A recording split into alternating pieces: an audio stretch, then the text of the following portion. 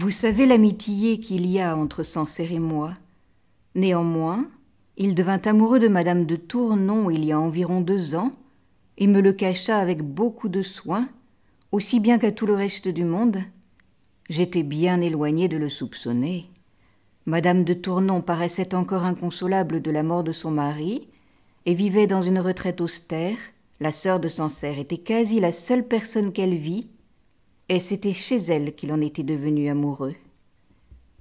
Un soir, qu'il devait y avoir une comédie au Louvre, et que l'on n'attendait plus que le roi et madame de Valentinois pour commencer, l'on vint dire qu'elle s'était trouvée mal et que le roi ne viendrait pas. On jugea aisément que le mal de cette duchesse était quelque démêlé avec le roi. Nous savions les jalousies qu'il avait eues du maréchal de Brissac pendant qu'il avait été à la cour, mais il était retourné en Piémont depuis quelques jours et nous ne pouvions imaginer le sujet de cette brouillerie. Comme j'en parlais avec Sancerre, M. d'Anville arriva dans la salle et me dit tout bas que le roi était dans une affliction et dans une colère qui faisait pitié. Qu'en un raccordement qui s'était fait entre lui et madame de Valentinois, il y avait quelques jours, sur des démêlés qu'ils avaient eus pour le maréchal de Brissac, le roi lui avait donné une bague et l'avait prié de la porter, que pendant qu'elle s'habillait pour venir à la comédie, il avait remarqué qu'elle n'avait point cette bague, et lui en avait demandé la raison, qu'elle avait paru étonnée de ne pas la voir, qu'elle l'avait demandé à ses femmes, lesquelles, par malheur ou faute d'être bien instruites, avaient répondu qu'il y avait 4 ou 5 jours qu'elle ne l'avait pas vue. Ce temps est précisément celui du départ du maréchal de Brissac, continua M. d'Anville.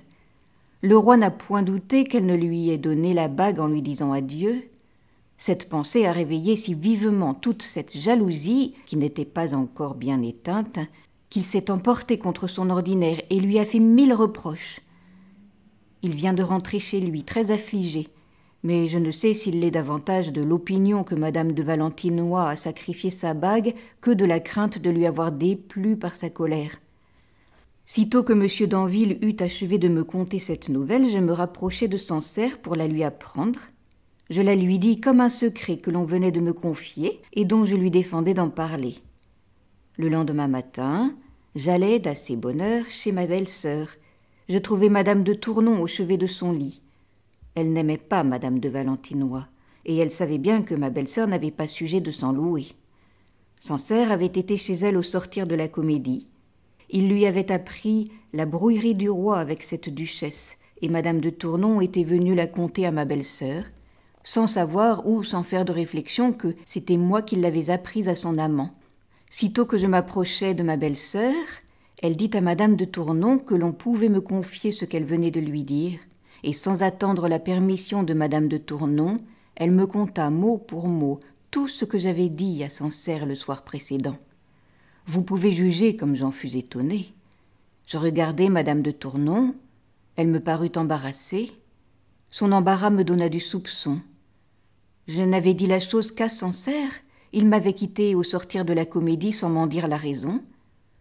Je me souvins de lui avoir ouï extrêmement loué madame de Tournon. Toutes ces choses m'ouvrirent les yeux et je n'eus pas de peine à démêler qu'il avait une galanterie avec elle et qu'il l'avait vue depuis qu'il m'avait quittée. J'en fus si piquée de voir qu'il me cachait cette aventure que je dis plusieurs choses qui firent connaître à madame de Tournon l'imprudence qu'elle avait faite. Je la remis à son carrosse et je l'assurai, en la quittant, que j'enviais le bonheur de celui qui lui avait appris la brouillerie du roi et de madame de Valentinois.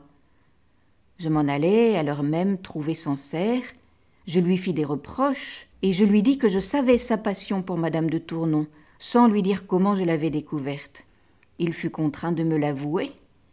Je lui contai ensuite ce qui me l'avait apprise, et il m'apprit aussi le détail de leur aventure. Il me dit que, quoiqu'il fût cadet de sa maison, et très éloignée de pouvoir prétendre un aussi bon parti, néanmoins elle était résolue de l'épouser.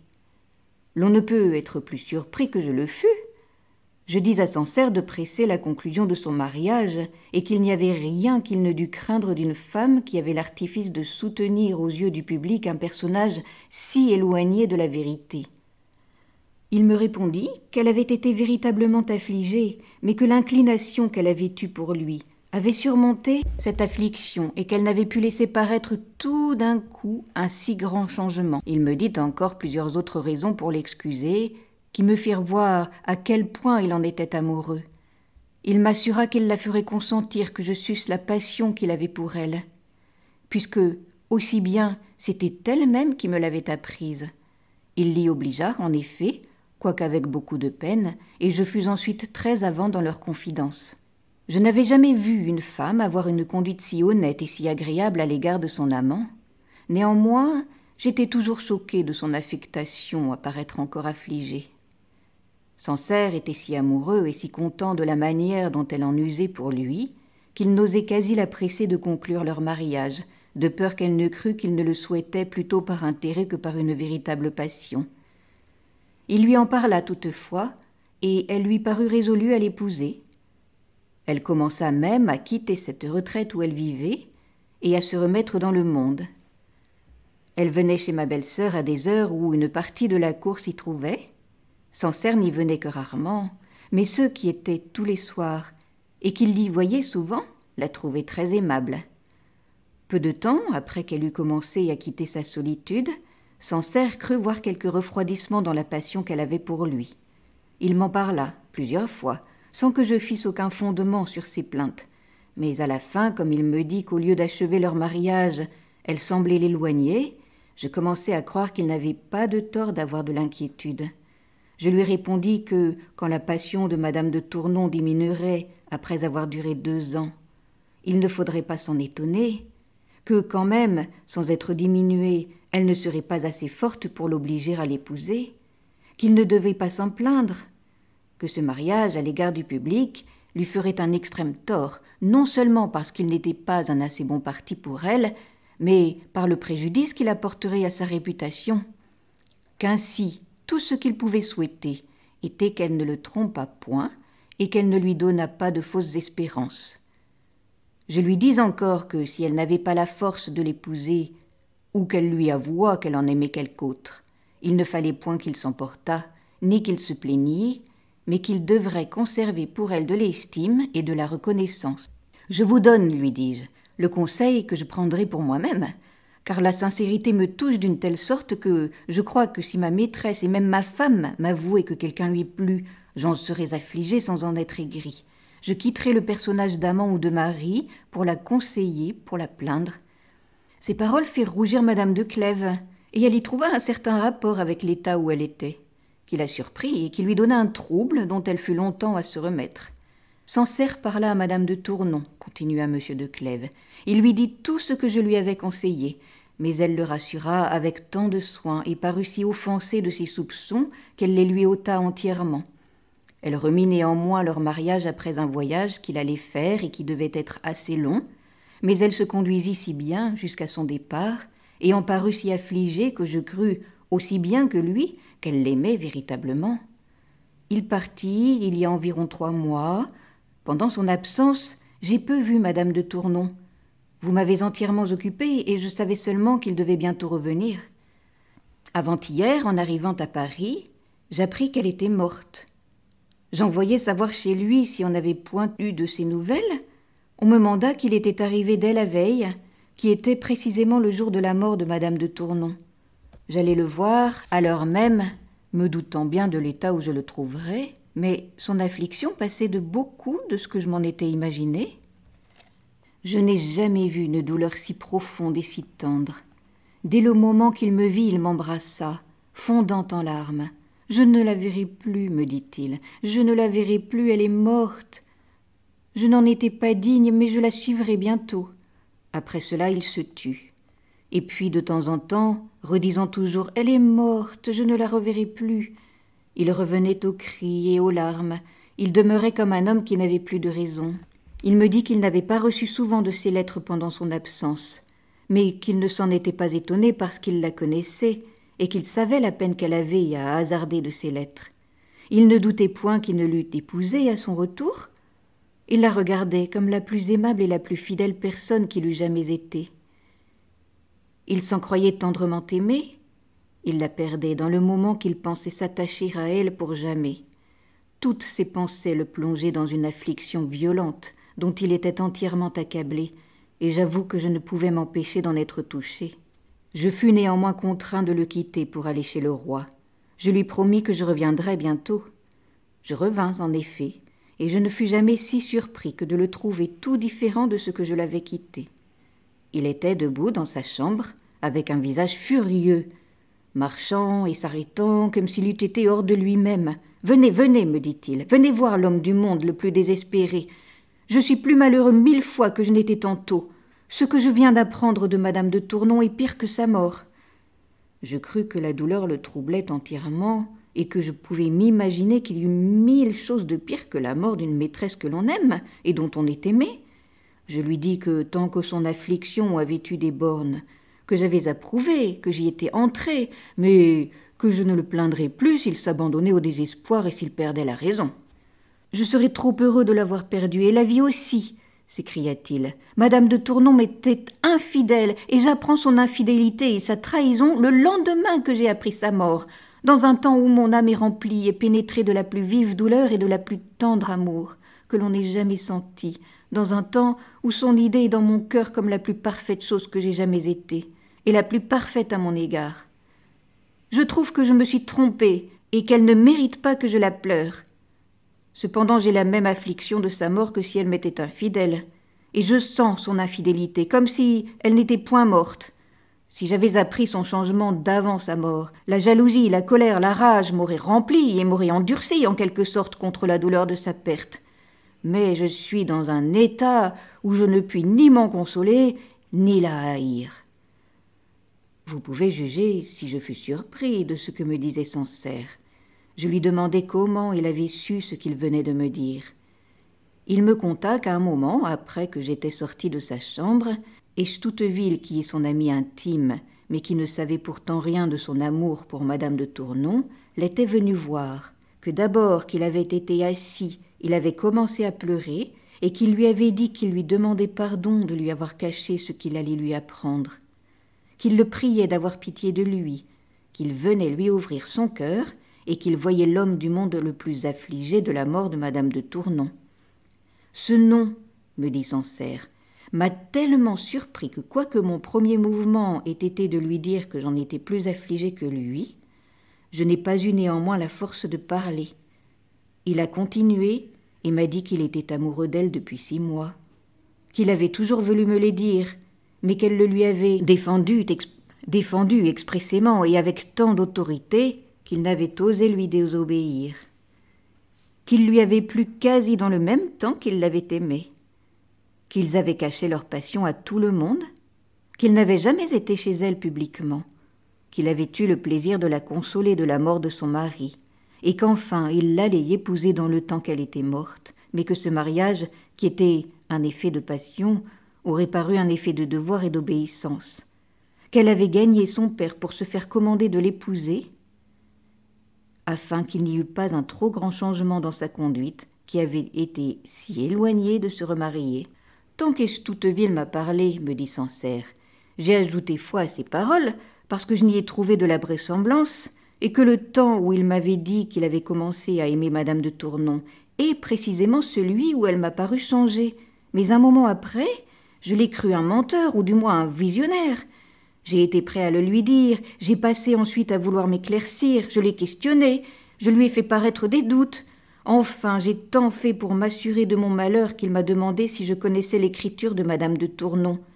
Il a mis sur mon lit 4 de ses lettres et son portrait.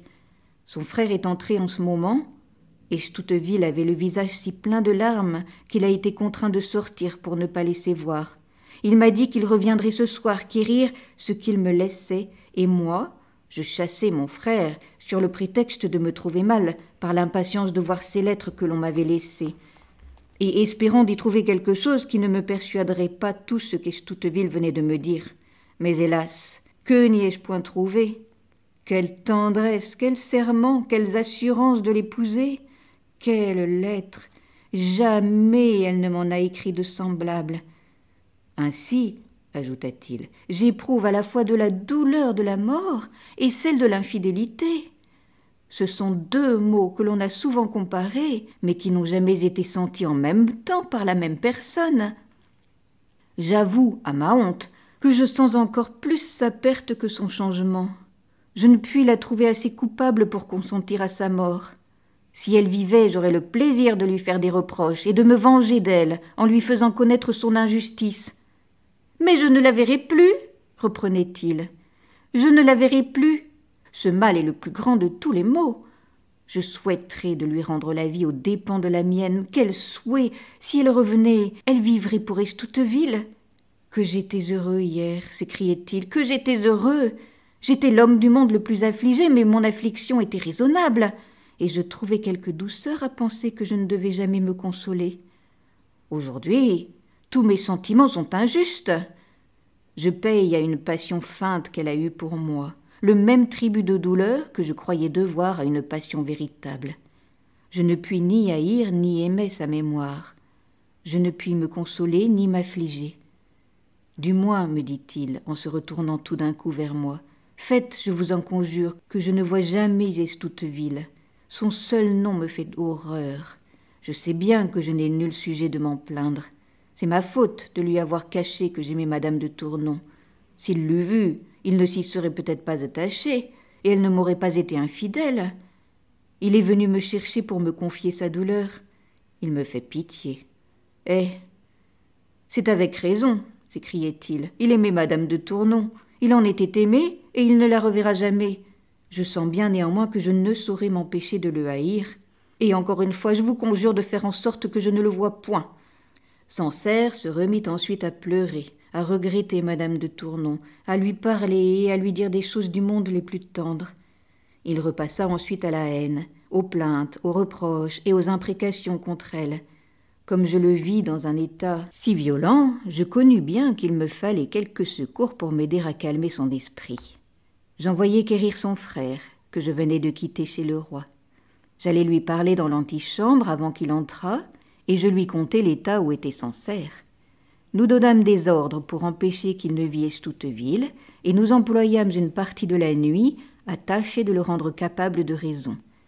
Ce matin, je l'ai encore trouvé plus affligé. Son frère est demeuré auprès de lui, et je suis revenue auprès de vous. L'on ne peut être plus surprise que je le suis, dit alors madame de Clèves, et je croyais madame de Tournon incapable d'amour et de tromperie. L'adresse et la dissimulation, reprit monsieur de Clèves, ne peuvent aller plus loin qu'elle les a portées. Remarquez que quand Sancerre crut qu'elle était changée pour lui, elle l'était véritablement, et qu'elle commençait à aimer Estouteville. Elle disait à ce dernier qu'il la consolait de la mort de son mari, et que c'était lui qui était cause qu'elle quittait cette grande retraite. Et il paraissait à Sancerre que c'était parce que nous avions résolu qu'elle ne témoignerait plus d'être si affligée. Elle faisait valoir à Estouteville de cacher leur intelligence et de paraître obligée à l'épouser par le commandement de son père, comme un effet du soin qu'elle avait de sa réputation. Et c'était pour abandonner Sancerre sans qu'il eût sujet de s'en plaindre. « Il faut que je m'en retourne, » continua M. de Clèves, « pour voir ce malheureux, et je crois qu'il faut que vous reveniez aussi à Paris. Il est temps que vous voyiez le monde, et que vous receviez ce nombre infini de visites dont aussi bien vous ne sauriez vous dispenser. » Madame de Clèves consentit à son retour, et elle revint le lendemain. Elle se trouva plus tranquille sur M. de Nemours qu'elle n'avait été. Tout ce que lui avait dit madame de Chartres en mourant, et la douleur de sa mort, avait fait une suspension à ses sentiments qui lui faisait croire qu'ils étaient entièrement effacés. Dès le soir même qu'elle fut arrivée, madame la dauphine la vint voir, et après lui avoir témoigné la part qu'elle avait prise à son affliction, elle lui dit que pour la détourner de ses tristes pensées, elle voulait l'instruire de tout ce qui s'était passé à la cour en son absence. Elle lui conta ensuite plusieurs choses particulières. « Mais ce que j'ai eu le plus envie de vous apprendre, ajouta-t-elle, c'est qu'il est certain que M. de Nemours est passionnément amoureux et que ses amis les plus intimes non seulement ne sont point dans la confidence, mais qu'ils ne peuvent deviner qui est la personne qu'il aime.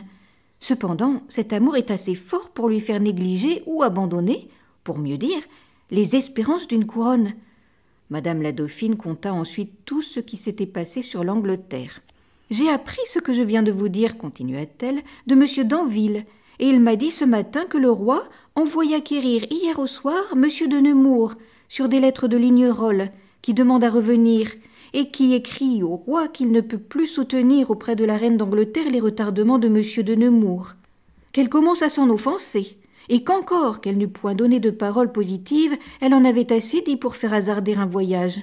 Le roi lut cette lettre à M. de Nemours, qui, au lieu de parler sérieusement comme il avait fait dans les commencements, ne fit que rire, que badiner et se moquer des espérances de Lignerolles.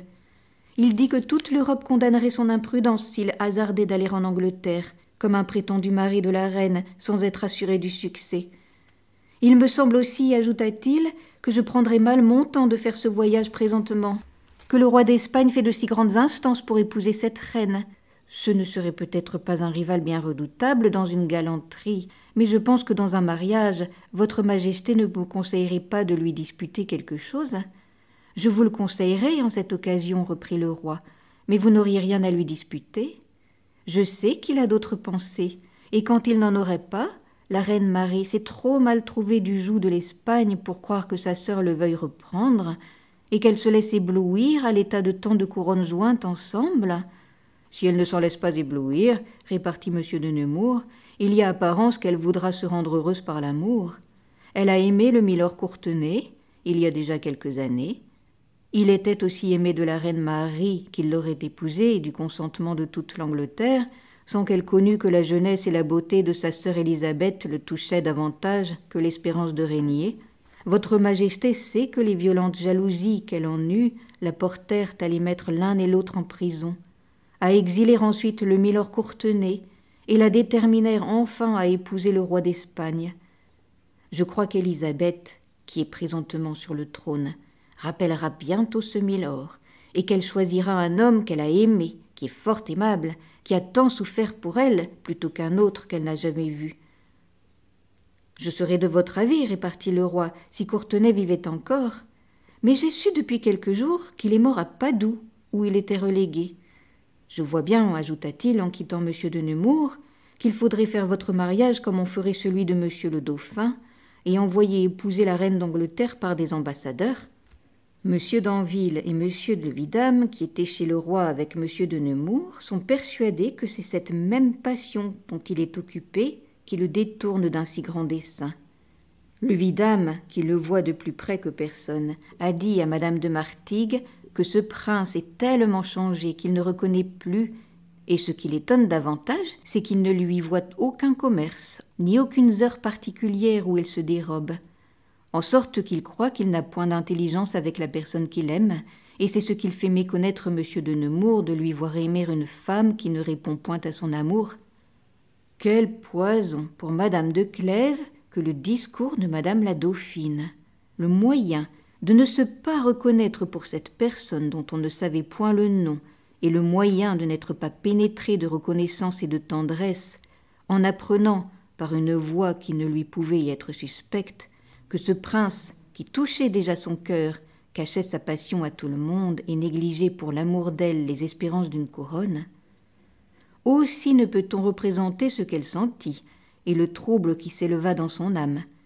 Si Madame la Dauphine l'eût regardé avec attention, elle eût aisément remarqué que les choses qu'elle venait de dire ne lui étaient pas indifférentes, mais comme elle n'avait aucun soupçon de la vérité, elle continua de parler sans y faire de réflexion. « Monsieur d'Anville, ajouta-t-elle, qui, comme je vous viens de dire, m'a appris tout ce détail, m'en croit mieux instruite que lui, et il a une si grande opinion de mes charmes qu'il est persuadé que je suis la seule personne qui puisse faire de si grands changements à monsieur de Nemours. » Ces dernières paroles de Madame la Dauphine donnèrent une autre sorte de trouble à Madame de Clèves que celui qu'elle avait eu quelques moments auparavant. « Je serai aisément de l'avis de monsieur d'Anville, répondit-elle, et il y a beaucoup d'apparence, madame, qu'il ne faut pas moins qu'une princesse telle que vous pour faire mépriser la reine d'Angleterre. »« Je vous l'avouerai si je le savais, répartit Madame la Dauphine, et je le saurais s'il était véritable. Ces sortes de passions n'échappent point à la vue de celles qui les causent, elles s'en aperçoivent les premières. Monsieur de Nemours ne m'en a jamais témoigné que de légère complaisance, mais il y a néanmoins une si grande différence de la manière dont il a vécu avec moi à celle dont il vit présentement, que je puis vous répondre que je ne suis pas la cause de l'indifférence qu'il a pour la couronne d'Angleterre. Je m'oublie avec vous, ajouta madame la dauphine, et je ne me souviens pas qu'il faut que j'aille voir madame. Vous savez que la paix est quasi conclue, mais vous ne savez pas que le roi d'Espagne n'a voulu passer aucun article qu'à condition d'épouser cette princesse, au lieu du prince Don Carlos, son fils. Le roi a eu beaucoup de peine à s'y résoudre. Enfin, il y a consenti, et il est allé tôt annoncer la nouvelle à madame. Je crois qu'elle sera inconsolable. Ce n'est pas une chose qui puisse plaire d'épouser un homme de l'âge et de l'humeur du roi d'Espagne, surtout à celle qui a toute la joie que donne la première jeunesse, jointe à la beauté, et qui s'attendait d'épouser un jeune prince pour qui elle a de l'inclination, sans l'avoir su. Je ne sais si le roi trouvera en elle toute l'obéissance qu'il désire. Il m'a chargé de la voir, parce qu'il sait qu'elle m'aime, et qu'il croit que j'aurai quelque pouvoir sur son esprit. Je ferai ensuite une visite bien différente. J'irai me réjouir avec madame, sœur du roi. Tout est arrêté pour son mariage avec monsieur de Savoie, et il sera ici dans peu de temps. Jamais personne de l'âge de cette princesse n'a eu une joie si entière de se marier.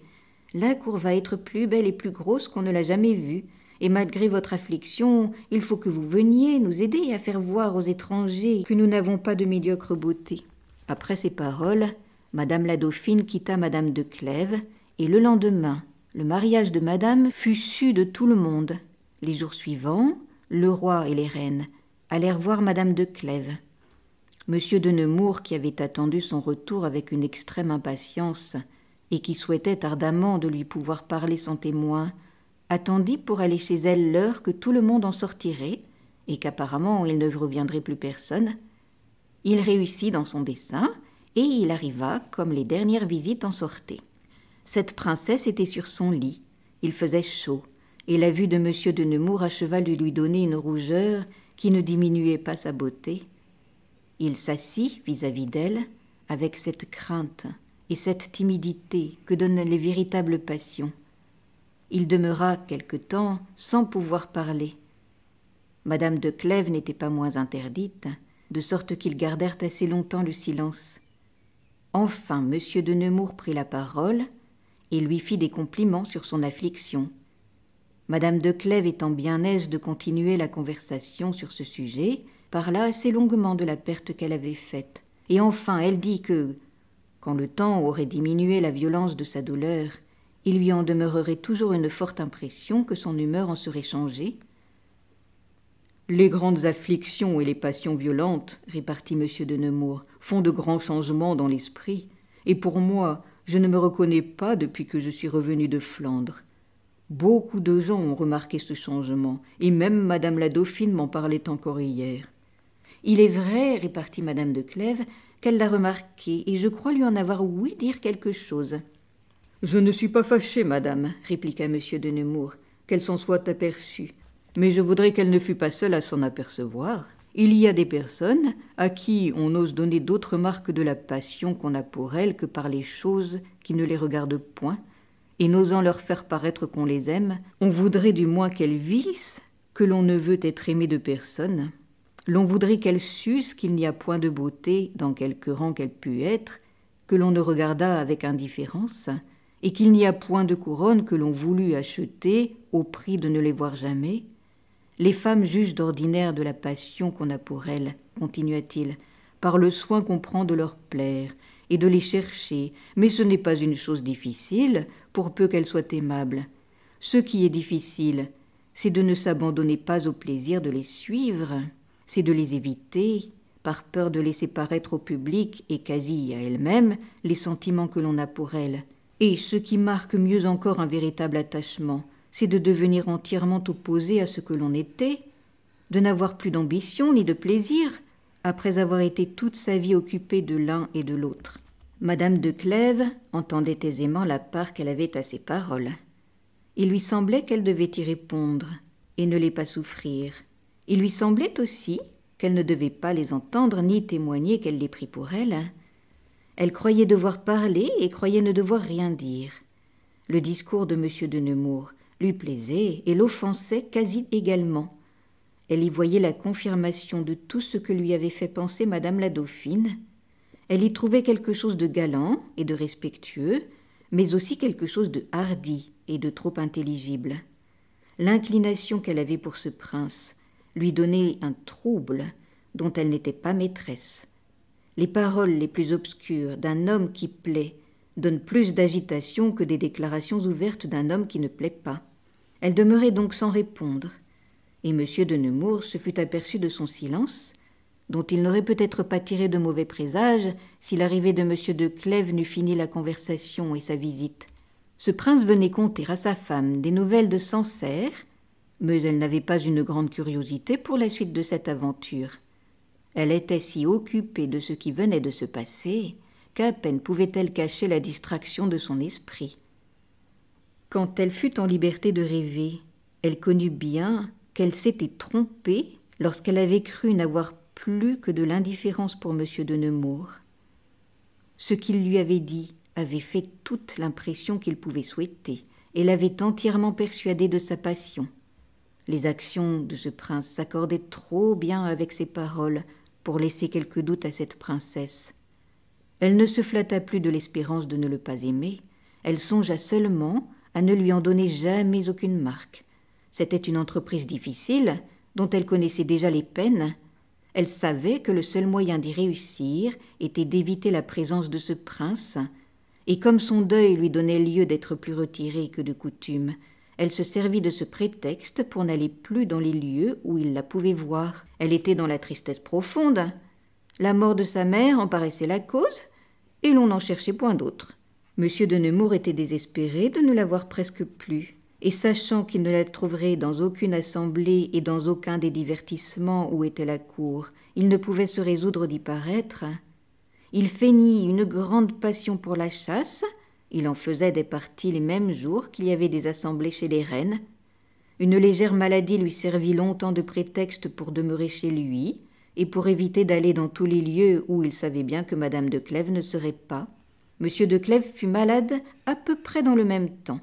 Madame de Clèves ne sortit point de sa chambre pendant son mal. Mais quand il se porta mieux, qu'il vit du monde, et entre autres M. de Nemours, qui sur le prétexte d'être encore faible y passait la plus grande partie du jour, elle trouva qu'elle n'y pouvait plus demeurer. Elle n'eut pas néanmoins la force d'en sortir les premières fois qu'il y vint. Il y avait trop longtemps qu'elle ne l'avait vu pour se résoudre à ne le voir pas. Ce prince trouva le moyen de lui faire entendre par des discours qui ne semblaient que généraux, mais qu'elle entendait néanmoins, parce qu'ils avaient du rapport à ce qu'il lui avait dit chez elle, qu'il allait à la chasse pour rêver et qu'il n'allait point aux assemblées parce qu'elle n'y était pas. Elle exécuta enfin la résolution qu'elle avait prise de sortir de chez son mari lorsqu'il y serait. Ce fut toutefois en se faisant une extrême violence. Ce prince vit bien qu'elle le fuyait, et elle en fut sensiblement touchée. M. de Clèves ne prit pas garde d'abord à la conduite de sa femme, mais enfin, il s'aperçut qu'elle ne voulait pas être dans sa chambre lorsqu'il y avait du monde. Il lui en parla, et elle lui répondit qu'elle ne croyait pas que la bienséance voulût qu'elle fût tous les soirs avec ce qu'il y avait de plus jeune à la cour, qu'elle le suppliait qu'elle fît une vie plus retirée qu'elle n'avait d'accoutumée, que la vertu et la présence de sa mère autorisaient beaucoup de choses qu'une femme de son âge ne pouvait soutenir. M. de Clèves, qui avait naturellement beaucoup de douceur et de complaisance pour sa femme, n'en eut pas en cette occasion, et il lui dit qu'il ne voulait pas absolument qu'elle changeât de conduite. Elle fut prête de lui dire que le bruit était dans le monde, que M. de Nemours était amoureux d'elle, mais elle n'eut pas la force de le nommer.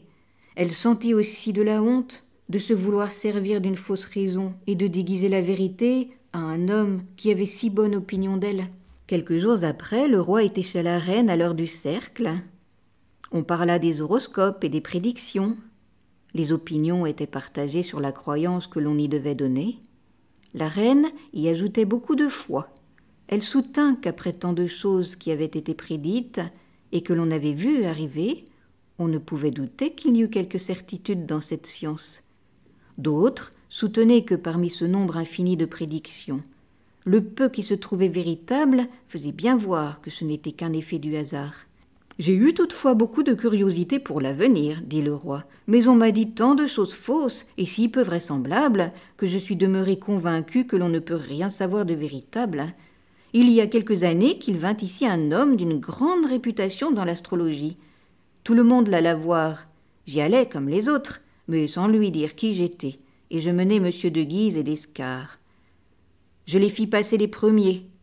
L'astrologue néanmoins s'adressa d'abord à moi, comme s'il m'eût jugé le maître des autres. Peut-être qu'il me connaissait. Cependant, il me dit une chose qui ne me convenait pas s'il m'eût connu. Il me prédit que je serais tué en duel. Il dit ensuite à M. de Guise qu'il serait tué par derrière, et à d'Escars qu'il aurait la tête cassée d'un coup de pied de cheval. M. de Guise s'offensa quasi de cette prédiction, comme si on l'eût accusé de devoir fuir. D'Escars ne fut guère satisfait de trouver qu'il devait finir par un accident si malheureux. Enfin, nous sortîmes tous très mal contents de l'astrologue. Je ne sais ce qui arrivera à M. de Guise et à d'Escars, mais il y a guère d'apparence que je sois tué en duel. Nous venons de faire la paix, le roi d'Espagne et moi. Et quand nous ne l'aurions pas faite, je doute que nous nous battions, et que je fisse appeler comme le roi mon père fit appeler Charles Quint. Après le malheur que le roi conta qu'on lui avait prédit, ceux qui avaient soutenu l'astrologie en abandonnèrent le parti et tombèrent d'accord qu'il n'y fallait donner aucune croyance.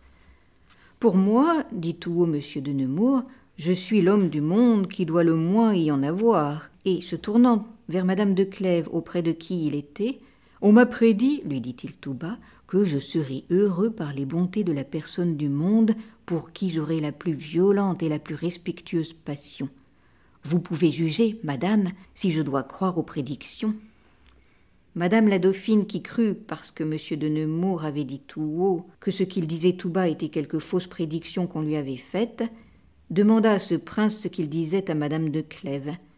S'il eut moins de présence d'esprit, il eût été surpris de cette demande.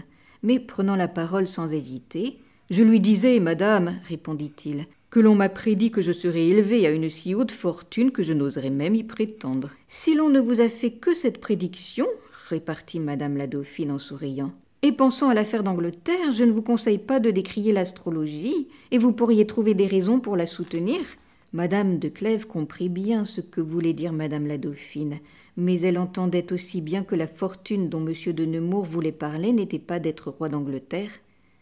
Comme il y avait assez longtemps de la mort de sa mère, il fallait qu'elle commençât à paraître dans le monde et à faire sa cour, comme elle l'avait accoutumé. Elle voyait M. de Nemours chez madame la dauphine, elle le voyait chez M. de Clèves, où il venait souvent avec d'autres personnes de qualité de son âge, afin de ne pas se faire remarquer. Mais elle ne le voyait plus qu'avec un trouble dont il s'apercevait aisément. Quelque application qu'elle eût à éviter ses regards et à lui parler moins qu'à un autre, il lui échappait de certaines choses qui partaient d'un premier mouvement, qui faisaient juger à ce prince qui ne lui était pas indifférent. Un homme moins pénétrant que lui ne s'en fût peut-être pas aperçu, mais il avait déjà été aimé tant de fois qu'il était difficile qu'il ne connût pas quand on l'aimait.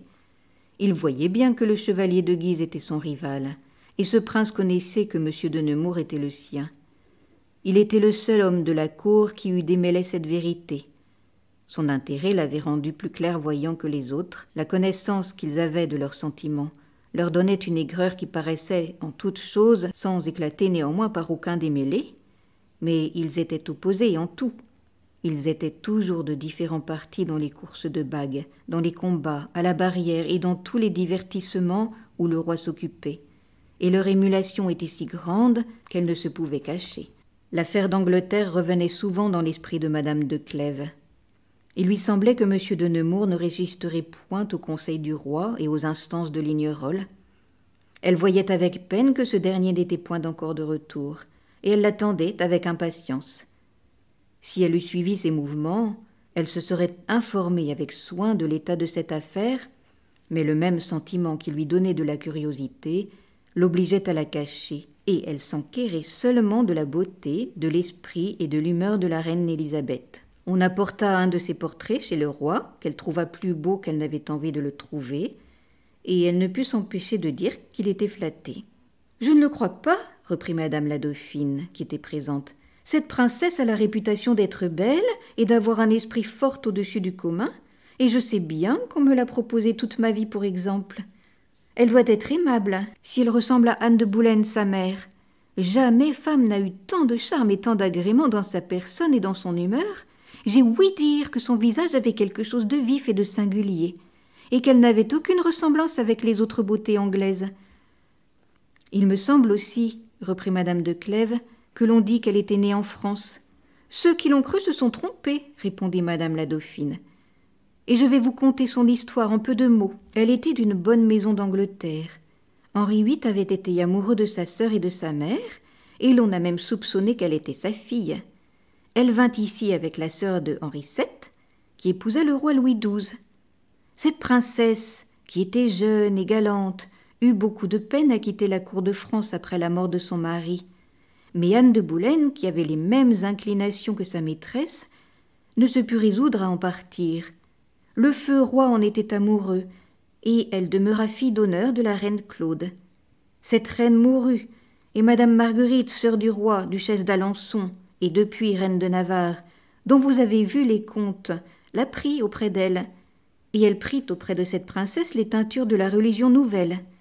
Elle retourna ensuite en Angleterre, et y charma tout le monde.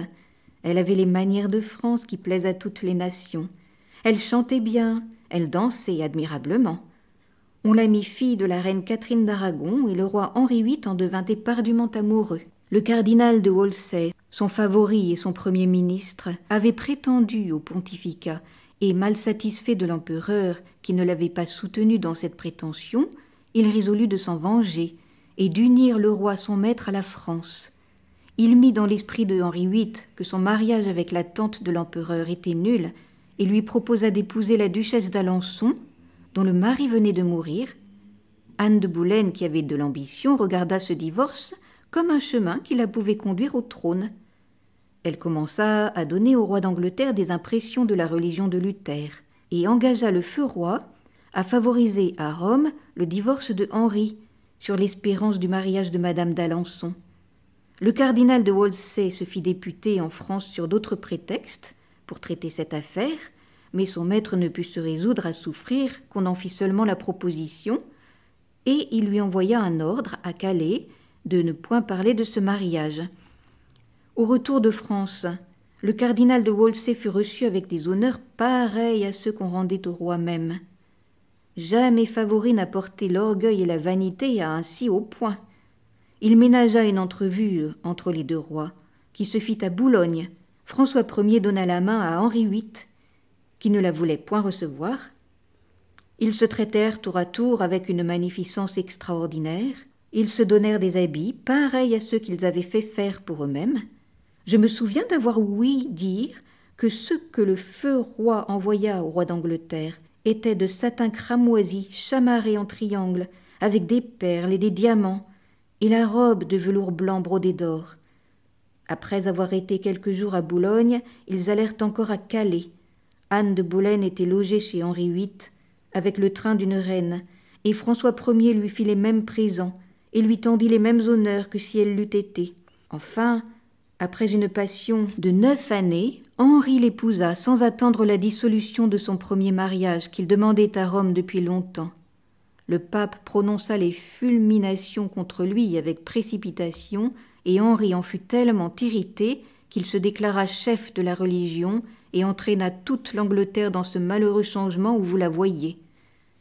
Anne de Boulêne ne jouit pas longtemps de sa grandeur, car lorsqu'elle la croyait plus assurée que la mort de Catherine d'Aragon, un jour qu'elle assistait avec toute la cour à des courses de bagues que faisait le vicomte de Rochefort, son frère, le roi en fut frappé d'une telle jalousie qu'il quitta brusquement le spectacle, s'en vint à Londres et laissa ordre d'arrêter la reine, le vicomte de Rochefort et plusieurs autres qu'il croyait amants ou confidents de cette princesse, quoique cette jalousie parût née dans ce moment, il y avait déjà quelque temps qu'elle lui avait été inspirée par la vicomtesse de Rochefort, qui, ne pouvant souffrir la liaison étroite de son mari avec la reine, la fit regarder au roi comme une amitié criminelle, en sorte que ce prince, qui d'ailleurs était amoureux de Jeanne Seymour, ne songea qu'à se défaire d'Anne de Boulêne. En moins de 3 semaines, il fit faire le procès à cette reine et à son frère, leur fit couper la tête et épousa Jeanne Seymour. Il eut ensuite plusieurs femmes, qu'il répudia ou qu'il fit mourir, entre autres Catherine Howard, dont la vicomtesse de Rochefort était confidente, et qui eut la tête coupée avec elle. Elle fut ainsi punie des crimes qu'elle avait supposés à Anne de Boulêne, et Henri VIII mourut, étant devenu d'une grosseur prodigieuse. Toutes les dames qui étaient présentes au récit de Madame la Dauphine la remercièrent de les avoir si bien instruites de la cour d'Angleterre, et entre autres Madame de Clèves, qui ne put s'empêcher de lui faire encore plusieurs questions sur la reine Élisabeth. La reine Dauphine faisait faire des portraits en petit de toutes les belles personnes de la cour pour les envoyer à la reine sa mère. Le jour qu'on achevait celui de Madame de Clèves, Madame la Dauphine vint passer l'après-dîner chez elle. Monsieur de Nemours ne manqua pas de s'y trouver. Il ne laissait échapper aucune occasion de voir Madame de Clèves, sans laisser paraître néanmoins qu'il les cherchât. Elle était si belle ce jour-là qu'il en serait devenu amoureux quand il ne l'aurait pas été. Il n'osait pourtant avoir les yeux attachés sur elle pendant qu'on la peignait, et il craignait de laisser trop voir le plaisir qu'il avait à la regarder. Madame la Dauphine demanda à Monsieur de Clèves un petit portrait qu'il avait de sa femme, pour le voir auprès de celui que l'on achevait. Tout le monde dit son sentiment de l'un et de l'autre, et Madame de Clèves ordonna au peintre de raccommoder quelque chose à la coiffure de celui que l'on venait d'apporter. Le peintre, pour lui obéir, ôta le portrait de la boîte où il était, et après y avoir travaillé, il le remit sur la table. Il y avait longtemps que Monsieur de Nemours souhaitait d'avoir le portrait de Madame de Clèves. Lorsqu'il vit celui qui était à Monsieur de Clèves, il ne put résister à l'envie de le dérober à un mari qu'il croyait tendrement aimer, et il pensa que, parmi tant de personnes qui étaient dans ce même lieu, il ne serait pas soupçonné plutôt qu'un autre. Madame la Dauphine était assise sur le lit et parlait bas à Madame de Clèves qui était debout devant elle. Madame de Clèves aperçut par un des rideaux, qui n'était qu'à demi fermé, Monsieur de Nemours, de dos contre la table. Il était au pied du lit, et elle vit que sans tourner la tête, il prenait adroitement quelque chose sur cette table. Elle n'eut pas de peine à deviner que c'était son portrait, et elle en fut si troublée que Madame la Dauphine remarqua qu'elle ne l'écoutait pas, et lui demanda tout haut ce qu'elle regardait. Monsieur de Nemours se tourna à ces paroles. Il rencontra les yeux de Madame de Clèves, qui était encore attachée sur lui, et il pensa qu'il n'était pas impossible qu'elle eût vu ce qu'il venait de faire. Madame de Clèves n'était pas peu embarrassée. La raison voulait qu'elle demandât son portrait, mais en le demandant publiquement, c'était apprendre à tout le monde les sentiments que ce prince avait pour elle, et en le lui demandant en particulier, c'était quasi l'engager à lui parler de sa passion. Enfin, elle jugea qu'il valait mieux le lui laisser, et elle fut bien aise de lui accorder une faveur qu'elle lui pouvait faire sans qu'il sût même qu'elle la lui faisait. Monsieur de Nemours, qui remarquait son embarras, et qui en devinait aussi la cause, s'approcha d'elle et lui dit au bas « Si vous avez vu ce que j'ai osé faire, ayez la bonté, madame, de me laisser croire que vous l'ignorez. Je n'ose vous en demander davantage. » Et il se retira après ces paroles et n'attendit point sa réponse. Madame la Dauphine sortit pour s'aller promener, suivie de toutes les dames, et Monsieur de Nemours alla se renfermer chez lui, ne pouvant soutenir en public la joie d'avoir un portrait de Madame de Clèves. Il sentait tout ce que la passion peut faire sentir de plus agréable. Il aimait la plus aimable personne de la cour. Il s'en faisait aimer malgré elle. Et il voyait dans toutes ses actions cette sorte de trouble et d'embarras que cause l'amour dans l'innocence de la première jeunesse. Le soir, on chercha ce portrait avec beaucoup de soin. Comme on trouvait la boîte où il devait être, l'on ne soupçonna point qu'il eût été dérobé, et l'on crut qu'il était tombé par hasard. Monsieur de Clèves était affligé de cette perte, et après qu'on eut encore cherché inutilement, il dit à sa femme, mais d'une manière qui faisait voir qu'il ne le pensait pas, qu'elle avait sans doute quelque amant caché, à qui elle avait donné ce portrait, ou qu'il l'avait dérobé, et qu'un autre qu'un amant ne se serait pas contenté de la peinture dans la boîte. Ces paroles, quoique dites en riant, firent une vive impression dans l'esprit de Madame de Clèves. Elles lui donnèrent des remords. Elle fit réflexion à la violence de l'inclination qui l'entraînait vers Monsieur de Nemours. Elle trouva qu'elle n'était plus maîtresse de ses paroles et de son visage. Elle pensa que Lignerolles était revenu, qu'elle ne craignait plus l'affaire d'Angleterre, qu'elle n'avait plus de soupçons sur Madame la Dauphine, qu'enfin il n'y avait plus rien qui la pût défendre et qu'il n'y avait de sûreté pour elle qu'en s'éloignant. Mais comme elle n'était pas maîtresse de s'éloigner, elle se trouvait dans une grande extrémité et prête à tomber dans ce qui lui paraissait le plus grand des malheurs, qui était de laisser voir à Monsieur de Nemours l'inclination qu'elle avait pour lui. Elle se souvenait de tout ce que madame de Chartres lui avait dit en mourant, et des conseils qu'elle lui avait donnés de prendre toutes sortes de partis, quelque difficiles qu'ils pussent être, plutôt que de s'embarquer dans une galanterie. Ce que M. de Clèves lui avait dit sur la sincérité, en parlant de madame de Tournon, lui revint dans l'esprit. Il lui sembla qu'elle lui devait avouer l'inclination qu'elle avait pour M. de Nemours.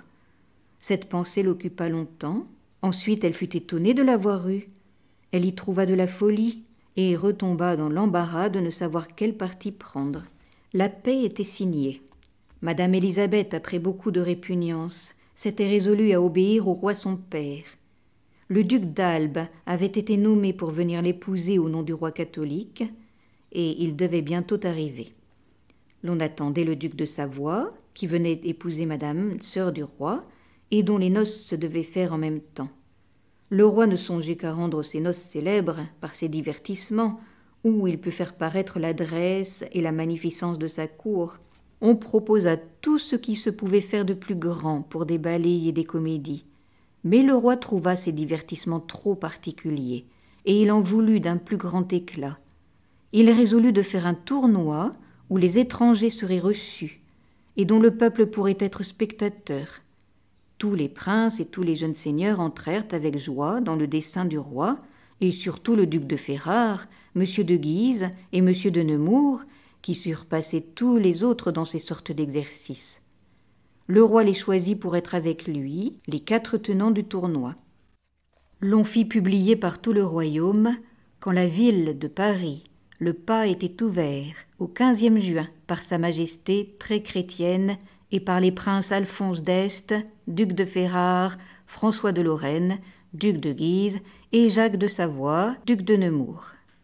Pour être tenu contre tout venant à commencer le premier combat à cheval en lice, en double pièce, 4 coups de lance et 1 pour les dames. Le deuxième combat à coups d'épée, 1 à 1 ou 2 à 2, à la volonté des maîtres de camp.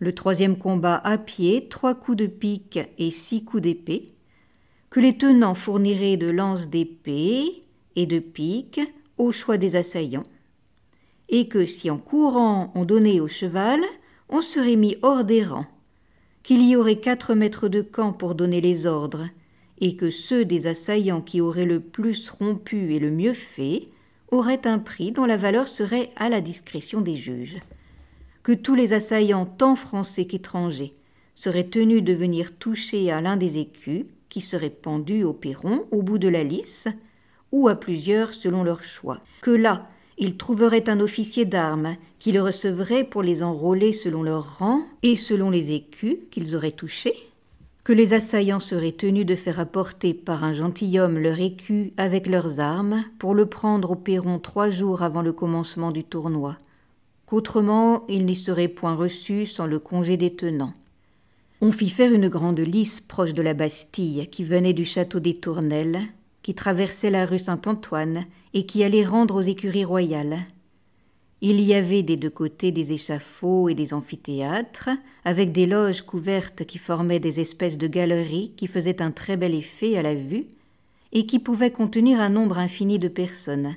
Tous les princes et seigneurs ne furent plus occupés que du soin d'ordonner ce qui leur était nécessaire pour paraître avec éclat et pour mêler, dans leurs chiffres ou dans leurs devises, quelque chose de galant qui eût rapport aux personnes qu'ils aimaient. Peu de jours avant l'arrivée du duc d'Albe, le roi fit une partie de paume avec M. de Nemours, le chevalier de Guise et le vidame de Chartres. Les reines les allèrent voir jouer, suivies de toutes les dames, et entre autres de madame de Clèves. Après que la partie fut finie, comme l'on sortait du jeu de paume, Chastelard s'approcha de la reine dauphine et lui dit que le hasard lui venait de mettre entre les mains une lettre de galanterie qui était tombée de la poche de M. de Nemours. Cette reine, qui avait toujours de la curiosité pour ce qui regardait ce prince, dit à Chastelard de la lui donner. Elle la prit et suivit la reine, sa belle-mère, qui s'en allait avec le roi voir travailler à la lice. Après que l'on y eût été quelque temps, le roi fit amener des chevaux qu'il avait fait venir depuis peu. Quoiqu'ils ne fussent pas encore dressés, il les voulut monter, et il en fit donner à tous ceux qui l'avaient suivi. Le roi et M. de Nemours se trouvèrent sur les plus fougueux. Ces chevaux se voulurent jeter l'un à l'autre. M. de Nemours, par la crainte de blesser le roi, recula brusquement et porta son cheval contre un pilier du manège avec tant de violence que la secousse le fit chanceler. On courut à lui et on le crut considérablement blessé. Madame de Clèves le crut encore plus blessé que les autres.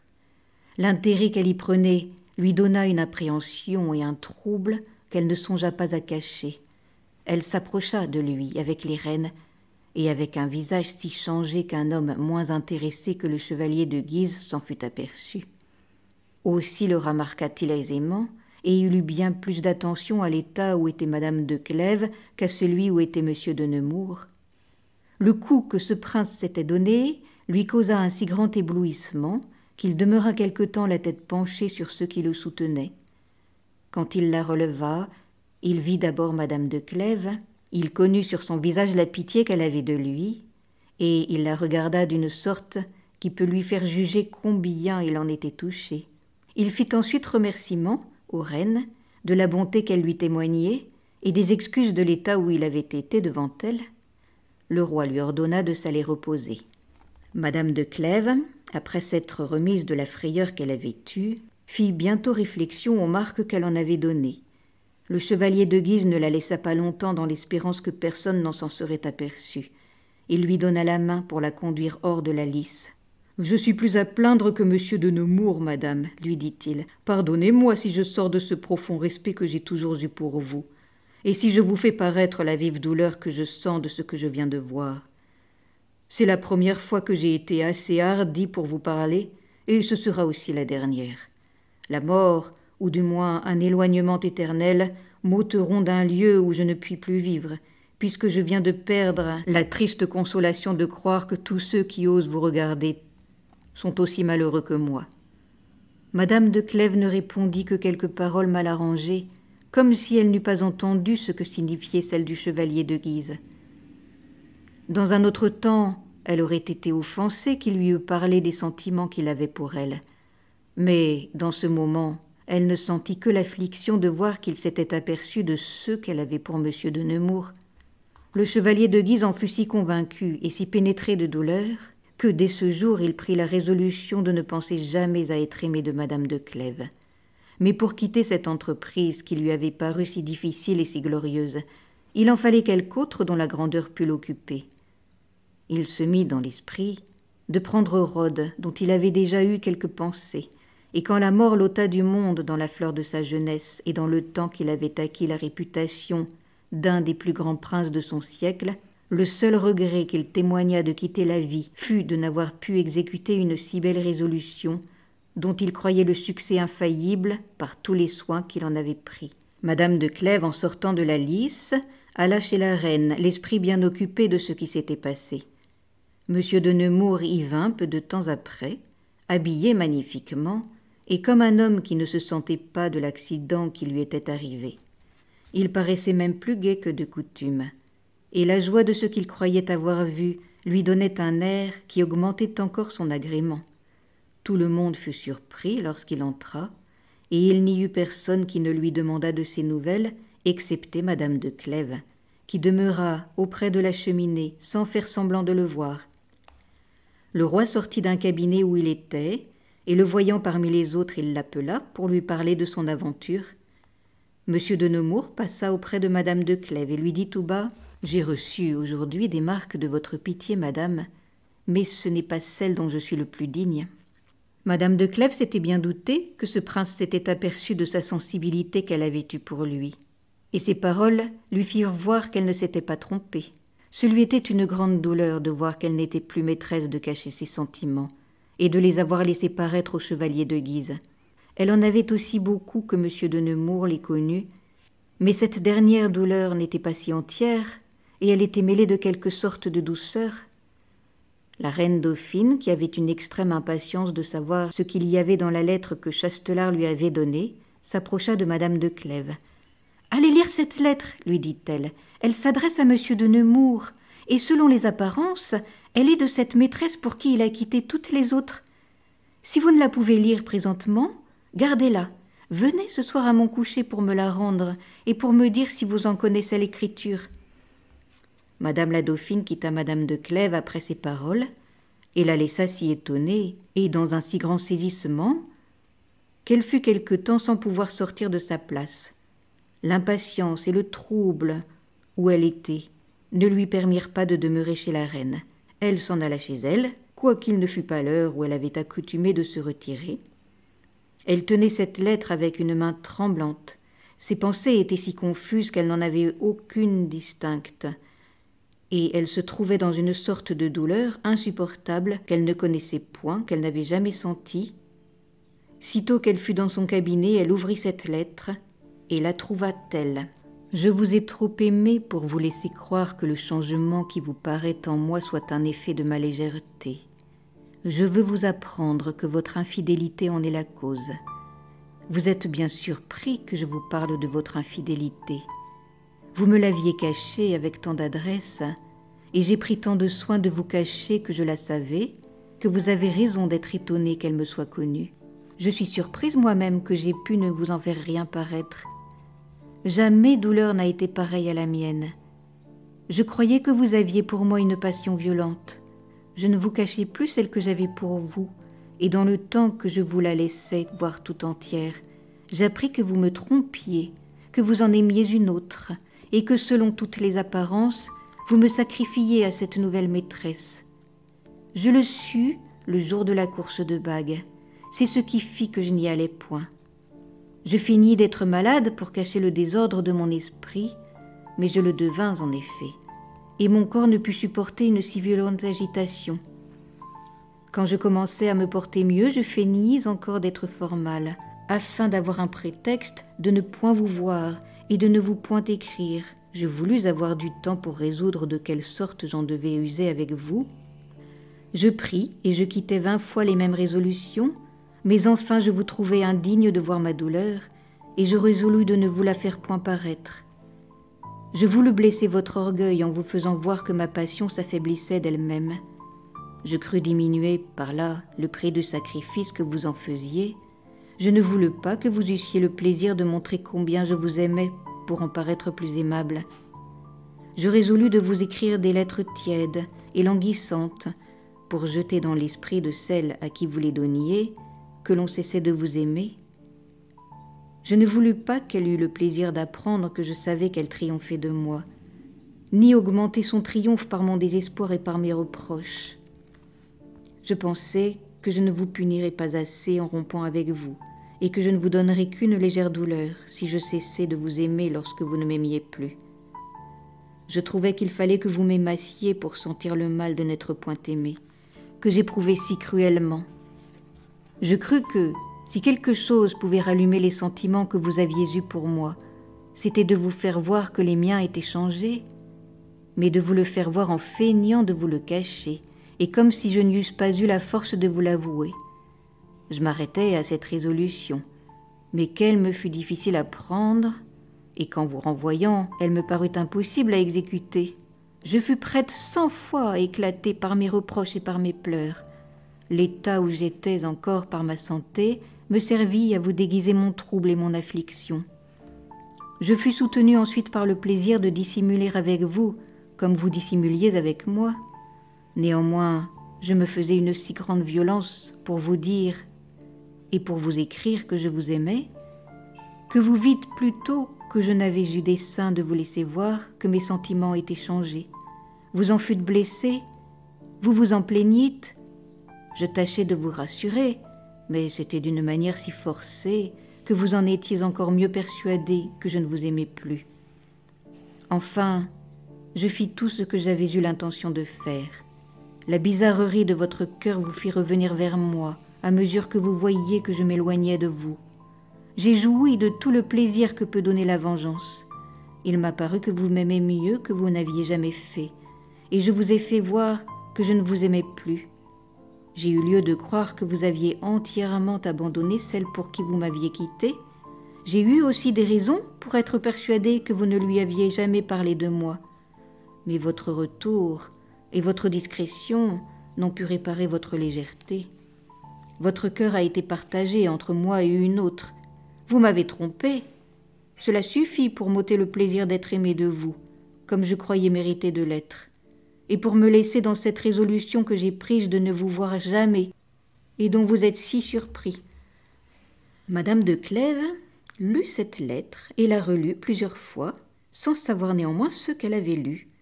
Elle voyait seulement que M. de Nemours ne l'aimait pas comme elle l'avait pensé, et qu'il en aimait d'autres, qu'il trompait comme elle.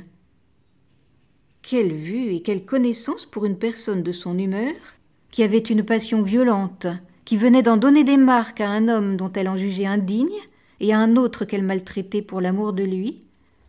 Jamais affliction n'a été si piquante et si vive. Il lui semblait que ce qui faisait l'aigreur de cette affliction était ce qui s'était passé dans cette journée, et que si M. de Nemours n'eût point eu lieu de croire qu'elle l'aimait, elle ne se fût pas souciée qu'il en eût aimé une autre.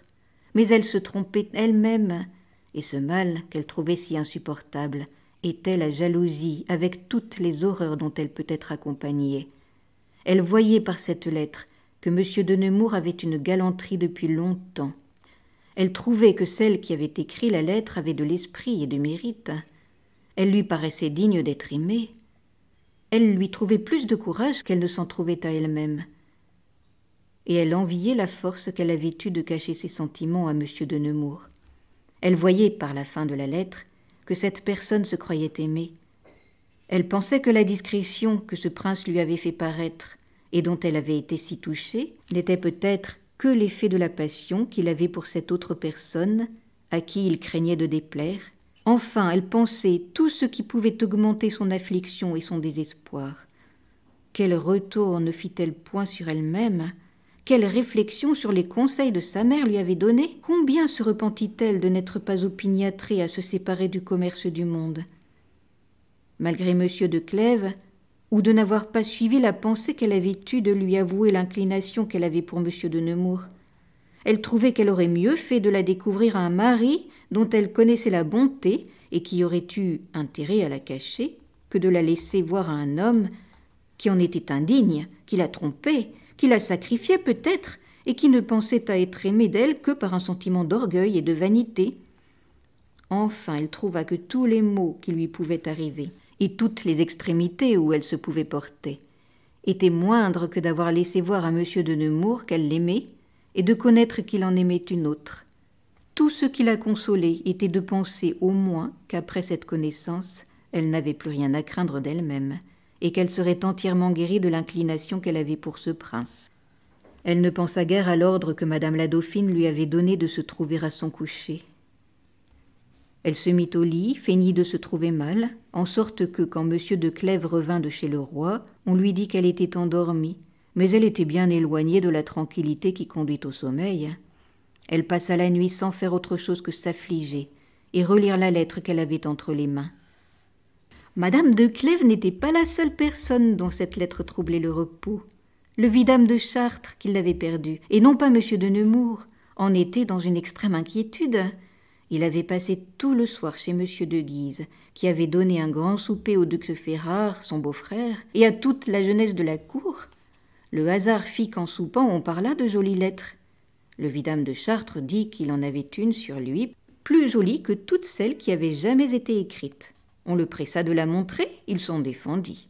M. de Nemours lui soutint qu'il n'en avait point, et qu'il ne parlait que par vanité.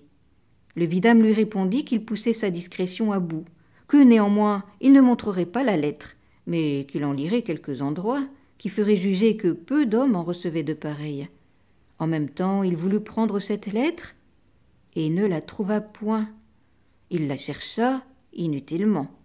On lui en fit la guerre, mais il parut si inquiet que l'on cessa de lui en parler. Il se retira plus tôt que les autres et s'en alla chez lui avec impatience, pour voir s'il n'y avait point laissé la lettre qui lui manquait.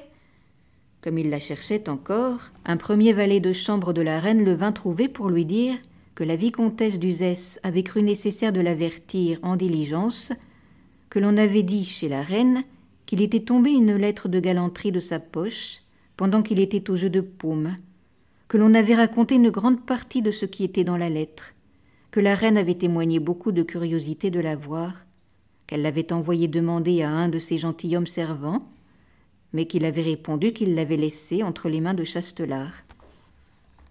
Le premier valet de chambre dit encore beaucoup d'autres choses au vidame de Chartres, qui achevèrent de lui donner un grand trouble.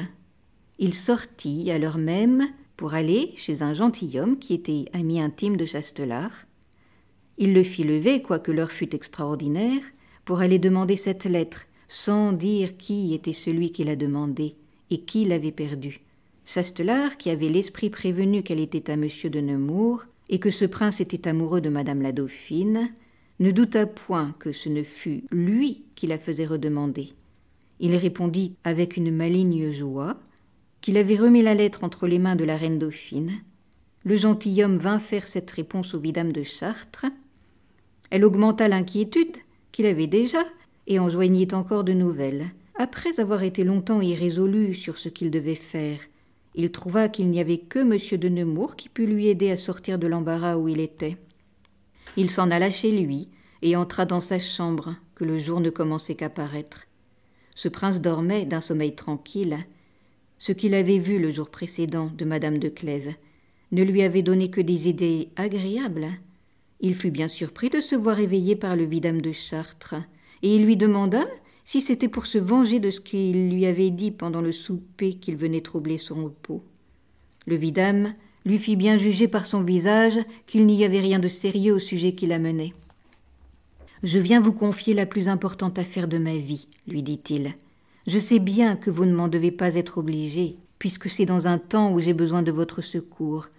Mais je sais bien aussi que j'aurais perdu de votre estime si je vous avais appris tout ce que je vais vous dire sans que la nécessité m'y eût contraint. J'ai laissé tomber cette lettre dont je parlais hier au soir. Il m'est d'une conséquence extrême que personne ne sache qu'elle s'adresse à moi. Elle a été vue de beaucoup de gens qui étaient dans le jeu de paume où elle tomba hier.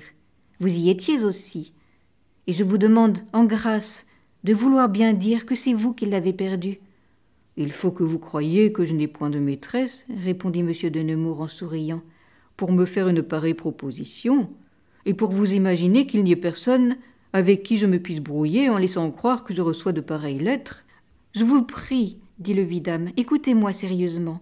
Si vous avez une maîtresse, comme je n'en doute point, quoique je ne sache pas qui elle est, il vous sera aisé de vous justifier, et je vous en donnerai les moyens infaillibles. Quand vous ne vous justifierez pas auprès d'elle, il ne vous en peut coûter que d'être brouillé pour quelques moments.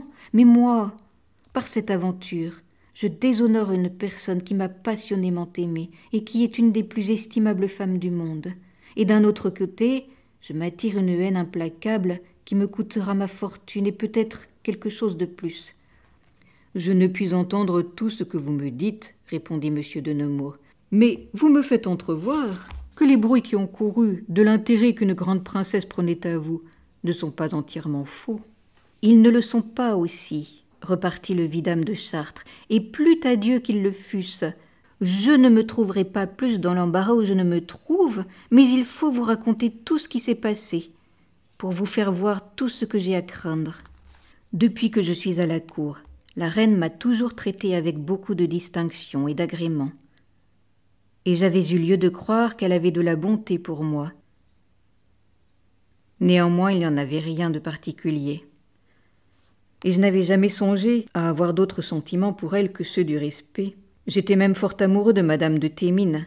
Il est aisé de juger, en la voyant, qu'on peut avoir beaucoup d'amour pour elle quand on en est aimé, et je l'étais. Il y a près de 2 ans, comme la cour était à Fontainebleau, je me trouvai 2 ou 3 fois en conversation avec la reine, à des heures où il y avait très peu de monde. Il me parut que mon esprit lui plairait et qu'elle entrait dans tout ce que je lui disais. Un jour, entre autres, on se mit à parler de la confiance. Je lui dis qu'il n'y avait personne en qui j'en eusse une entière, que je ne trouvais que l'on se repentait toujours d'en avoir, et que je savais beaucoup de choses dont je n'avais jamais parlé. La reine me dit qu'elle m'en estimait davantage, qu'elle n'avait trouvé personne en France qui eût du secret, et que c'était ce qui l'avait le plus embarrassé, parce que cela lui avait ôté le plaisir de donner sa confiance, que c'était une chose nécessaire dans la vie que d'avoir quelqu'un à qui l'on pût parler, et surtout pour les personnes de son rang.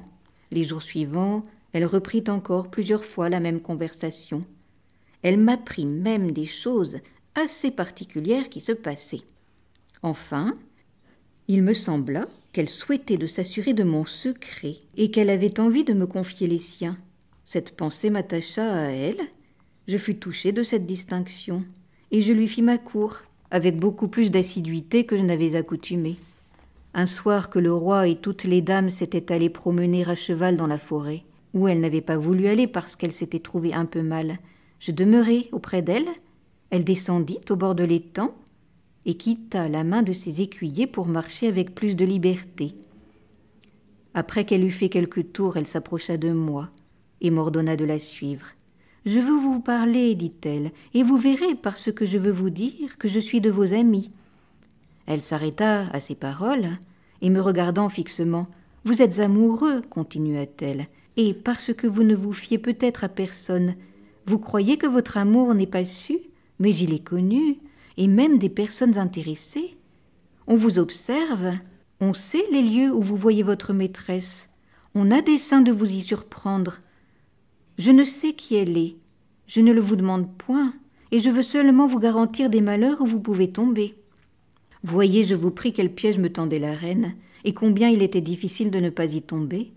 Elle voulait savoir si j'étais amoureux, et en ne me demandant point de qui je l'étais, et en ne me laissant voir que la seule intention de me faire plaisir, elle m'ôtait la pensée qu'elle me parlât par curiosité ou par dessein.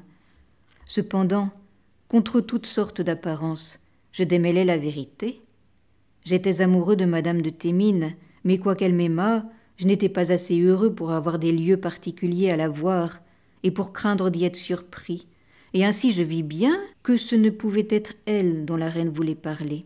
Je savais bien aussi que j'avais un commerce de galanterie avec une autre femme moins belle et moins sévère que madame de Thémines, et qu'il n'était pas impossible que l'on eût découvert le lieu où je la voyais, mais comme je m'en souciais peu, il m'était aisé de me mettre à couvert de toutes sortes de périls en cessant de la voir. Ainsi je pris le parti de ne rien avouer à la reine, et de l'assurer au contraire qu'il y avait très longtemps que j'avais abandonné le désir de me faire aimer des femmes dont je pouvais espérer de l'être, parce que je les trouvais quasi tout indignes d'attacher un honnête homme et qu'il n'y avait que quelque chose fort au-dessus d'elle qui pût m'engager. « Vous ne me répondez pas sincèrement, répliqua la reine. Je sais le contraire de ce que vous me dites. La manière dont je vous parle vous doit obliger à ne rien me cacher.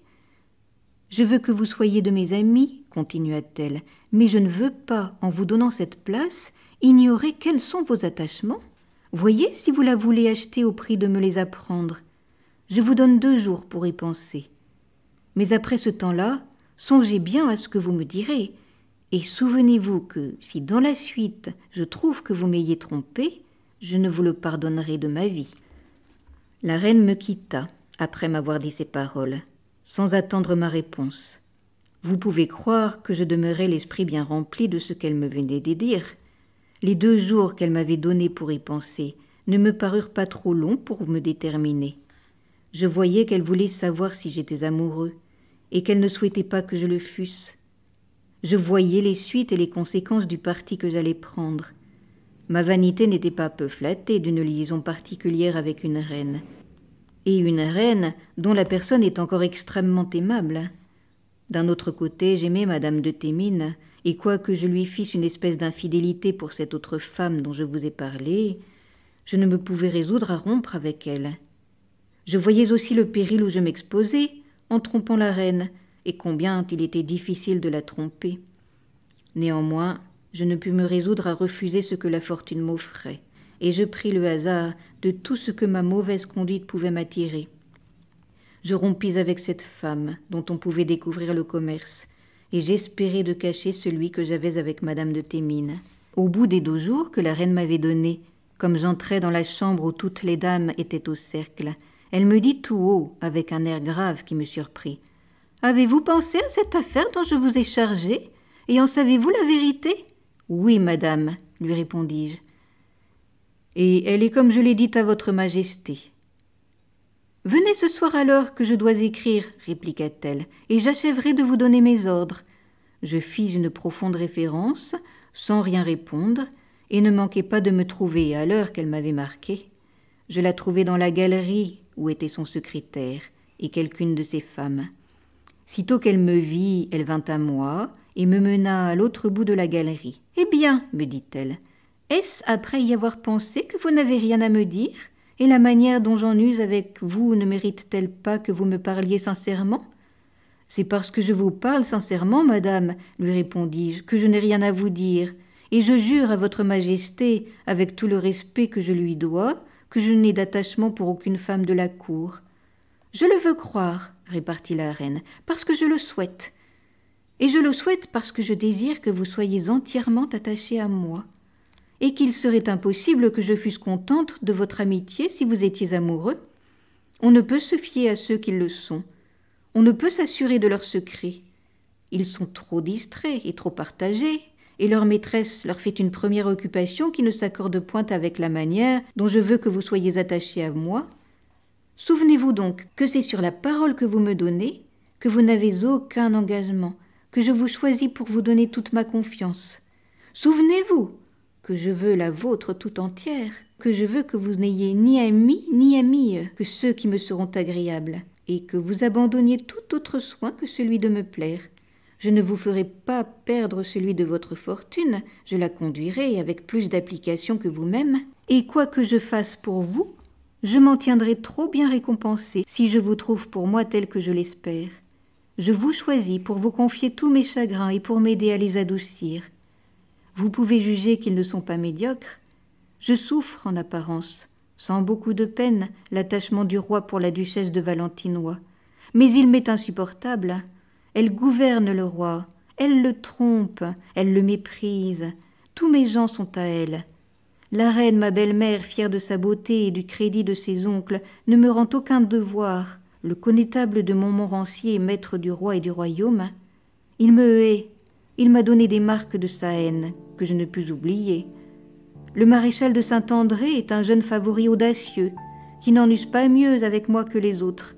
Le détail de mes malheurs vous ferait pitié. Je n'ai osé jusqu'ici me fier à personne, et me fie à vous. Faites que je ne m'en repente point, et soyez ma seule consolation. » Les yeux de la reine rougirent en achevant ces paroles. Je pensais me jeter à ses pieds, tant je fus véritablement touchée de la bonté qu'elle me témoignait. Depuis ce jour-là, elle eut en moi une entière confiance. Elle ne fit plus rien sans m'en parler, et j'ai conservé une liaison qui dure encore.